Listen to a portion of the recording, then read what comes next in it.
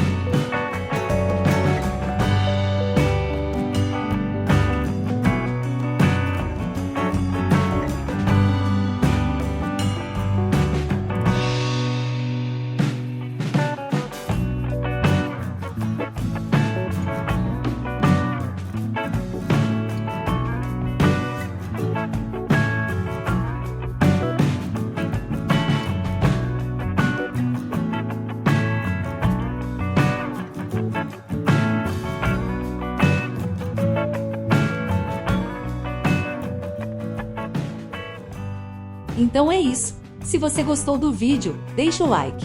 Se inscreva no canal para acompanhar nossos tutoriais. Envie o vídeo para algum amigo, pode ser que ajude ele também. Temos muitos outros vídeos aqui no canal. Até a próxima, falou, tchau tchau.